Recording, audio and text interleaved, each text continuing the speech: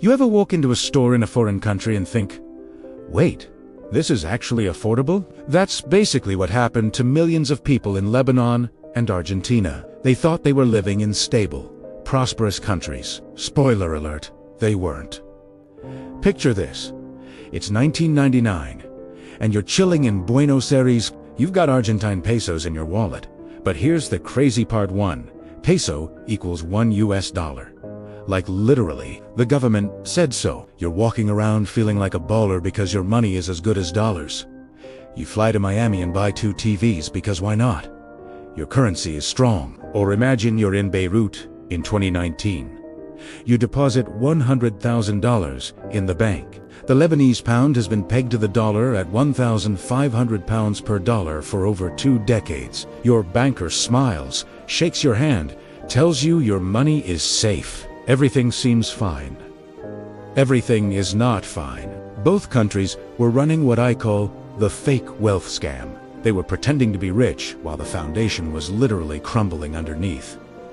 And the craziest part, millions of regular people had no idea until it was way too late. Today, we're diving into one of the most devastating financial tricks governments pull, the currency peg trap. This is the story of how central bankers became magicians, making billions of dollars disappear while everyone clapped. Let's talk about the guys pulling the strings. In Lebanon, you had Riad Salameh. This dude was the central bank governor for almost 30 years. Forbes called him one of the world's best central bankers A1 awards. People trusted him with their life savings. In Argentina during the 1990s, you had Carlos Menem as president and Domingo Cavallo as economy minister. These guys promised to end hyperinflation and bring stability. And for a while, it looked like they actually did it. Both countries had the same pitch. We're pegging our currency to the US dollar. Your money is safe. Trust us. And people did trust them, because when you've lived through chaos, hyperinflation in Argentina, civil war in Lebanon, stability sounds like heaven. In Argentina, in the early 90s, Seguna's people were literally getting paid twice a day because inflation was so bad. You'd get paid at lunch and immediately run to buy groceries because by dinner, your money would be worth less. When Cavallo announced the convertibility plan in 1991, pegging the peso to the dollar 1-to-1, people were relieved. Finally, some stability. In Lebanon, the peg had been around since 1997. After years of civil war, people just wanted to save money, buy homes, send their kids to college. The peg made them feel safe. But here's what nobody explained. Maintaining a currency peg is insanely expensive. And if you're faking it, eventually the magic trick falls apart. Ever heard of a rule in economics that's impossible to break? It's called the impossible Trinity, and trying to defy it can lead to some pretty wild consequences. Today, we re-dive into what this is and how countries like Argentina and Lebanon learned about it the hard way. So, what is this impossible Trinity? Picture a triangle. At each point, you have a desirable economic goal. First, a stable exchange rate. This means your currency's value doesn't swing wildly against others, which is great for trade and stability. Second, free capital movement. This allows money to flow in and out of the country without restrictions, attracting foreign investment. And third, an independent monetary policy. This gives your central bank the power to set interest rates to control inflation or boost the economy. Here's the catch. You can only have 2 of these 3. You can't have all 3 at once. It's like trying to juggle 3 balls with only 2 hands. For example, if you want a stable exchange rate and free capital movement, you have to give up control over your interest rates. If money starts flowing out, you have to raise rates to attract it back, even if your domestic economy needs lower rates. Now, let's look at Argentina and Lebanon. Both countries tried to have it all. They wanted a stable exchange rate, they wanted foreign money to flow in freely, and they wanted to control their own monetary policy. How did they try to pull off this magic trick? Essentially, through a system that started to look a lot like a Ponzi scheme. Here's how it worked. To keep their currency pegged to the US dollar and attract foreign capital, their central banks offered incredibly high interest rates. Investors, seeing these amazing returns, poured their money in. This fresh inflow of dollars helped maintain the exchange rate peg and allowed the government to keep spending. It seemed like a win-win. But the problem with offering unsustainably high interest rates is that you have to pay them. The only way to pay off old investors was to attract new ones with even more promises. The debt just kept piling up. The central bank was essentially borrowing from new investors to pay back the old ones. Sound familiar? That's the classic definition of a Ponzi scheme. Eventually, investors started to realize this couldn't last forever. They got nervous and started pulling their money out. This created a massive rush for the exit. With capital flying out of the country, the central banks couldn't maintain the peg anymore. A catastrophic currency collapse, hyperinflation, and a complete meltdown of the banking system. People's life savings were wiped out overnight. The stories of Argentina and Lebanon are stark reminders of this fundamental economic rule. The impossible Trinity isn't just a textbook theory. It has real-world consequences. Trying to have it all might work for a little while, but eventually, the economic chickens always come home to roost. It's a powerful lesson in why sound economic policy matters so much. Thanks for watching. If you found this explanation helpful, don't forget to like this video and subscribe for more deep dives into the world of economics. See you next time. By the early 2000s in Argentina, things were getting weird. The economy was in recession. Unemployment was climbing. People were struggling. But the government kept insisting, the peso equals the dollar. Everything's fine. Except people started asking questions. Wait, if everything's fine, why can't I get a job? Why are businesses closing? Some smart people started pulling their money out of banks. Not everyone juiced.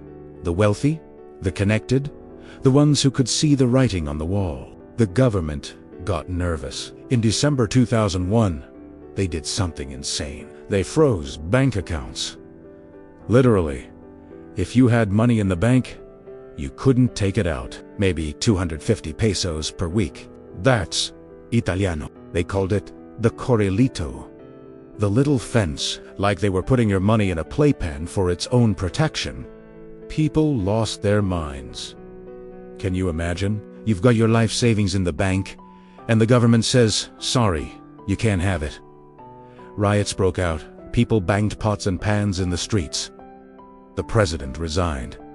It was chaos. And then came the haircut. In financial terms, a haircut is when your money just shrinks. In January 2002, Argentina abandoned the peg. Overnight, the peso went from 1 to 1 with the dollar to about 1.4 to 1.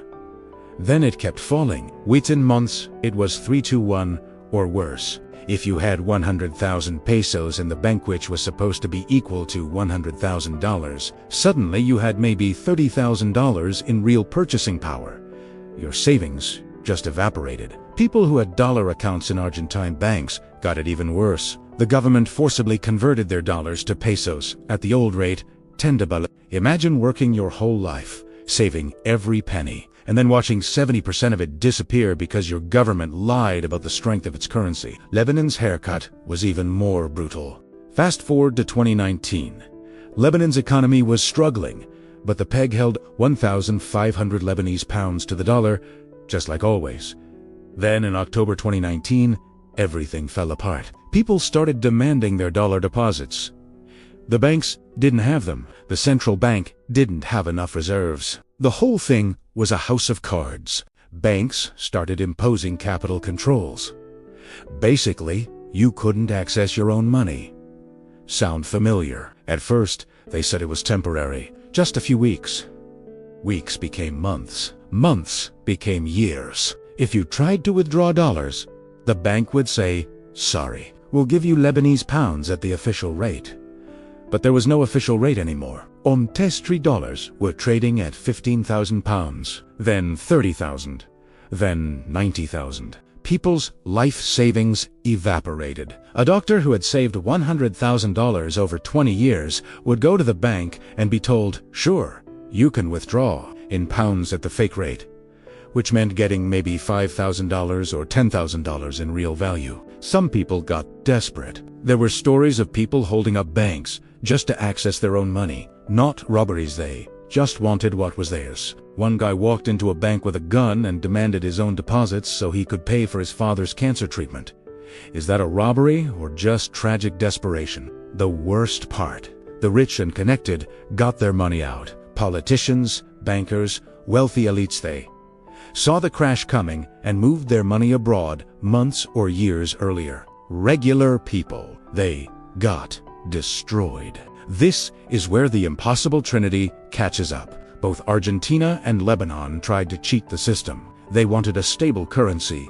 The peg, they wanted people to freely move money to attract foreign investment. And they wanted to control their own monetary policy to spend on social programs, government salaries, etc. You can't do all three. Argentina printed pesos to pay government expenses, while claiming each peso was worth $1. Lebanon did the same thing, except they added the Ponzi scheme on top. Both countries were essentially betting that new money would keep flowing in forever.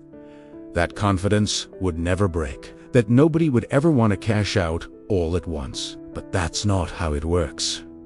Here's the dark part.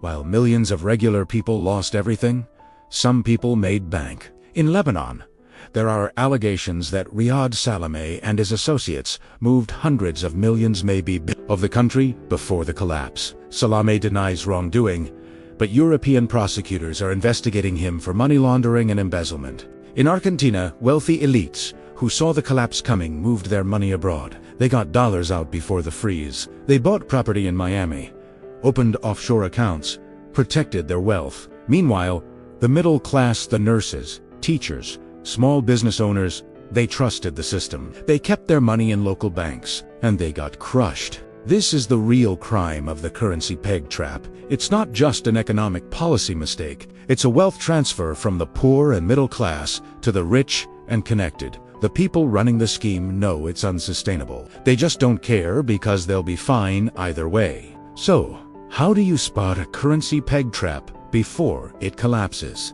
First, does the government refuse to show you the reserves? If your central bank won't publish clear, audited numbers on how many dollars they actually have, that's a massive red flag. Lebanon's central bank was famously opaque. Second, are interest rates way higher than they should be? If your country's banks are offering 15% or 20% interest when the rest of the world is at 2%, someone's desperate for your money. They're probably running a Ponzi. Third, is the government borrowing like crazy while claiming everything's stable? Argentina kept issuing debt in the late 90s while insisting the economy was fine. That's like maxing out your credit cards while telling your spouse you got a raise. Fourth, are wealthy people quietly moving their money out? Watch what the rich do, not what they say. If politicians and bankers are buying foreign real estate while telling you to keep your money local, that's your cue to get out. Fifth, capital controls. The second the government says you can't withdraw your money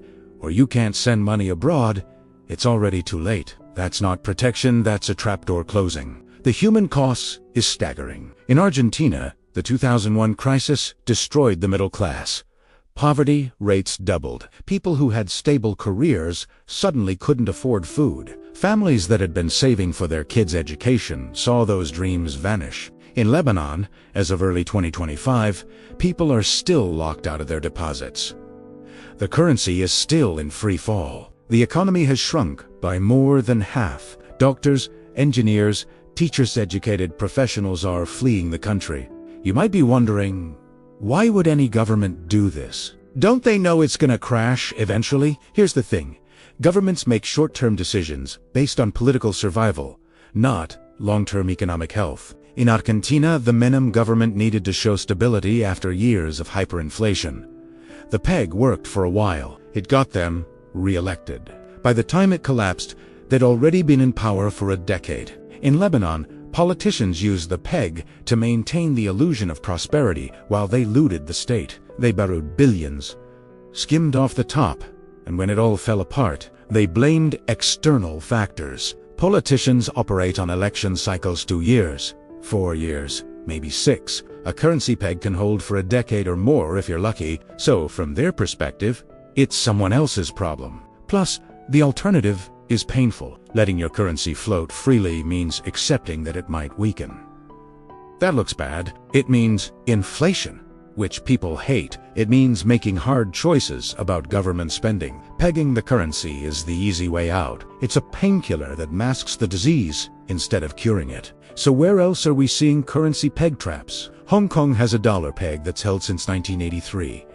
But Hong Kong has massive reserves and runs tight fiscal policy, so it's way more sustainable than Lebanon or Argentina ever were. Some Gulf states pegged to the dollar, but they've got oil money backing it up. The real concern is smaller economies that peg to major currencies without the reserves to back it up. Countries that run budget deficits, borrow in foreign currency, and promise stability they can't deliver. There are several African and Caribbean nations with currency pegs that economists worry about. If you live in a country with a peg, maybe ask some questions about those reserves. Even some cryptocurrency projects have tried to create stablecoins pegged to the dollar. And guess what? Several have collapsed spectacularly. TerraStay, a so-called algorithmic stablecoin, imploded in 2022 and wiped out $40 billion in value. Same principle. Fake stability, backed by nothing real. The currency peg trap has destroyed the savings of millions of people across multiple continents over decades. It'll happen again somewhere. Maybe it's happening right now, and people just don't realize it yet. So what happens after the crash? In Argentina, it took years to recover. The economy eventually stabilized, but trust in financial institutions, gone. People started keeping their savings in $Zaxalo, physical dollars, hidden at OM. Banks lost their credibility. The country went through several more currency crises in the following decades. Once that trust is broken, it's almost impossible to rebuild. Lebanon is still in the crisis phase. People are surviving on remittances from relatives abroad. On savings, they managed to get out before the freeze. On informal dollar economies, the formal banking system is basically dead. Think about that. An entire country's banking system, just non-functional.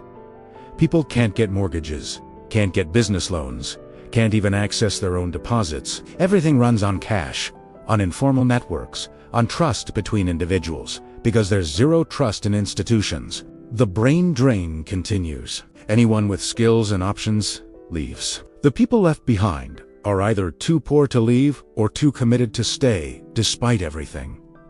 And the politicians, most of them are still there.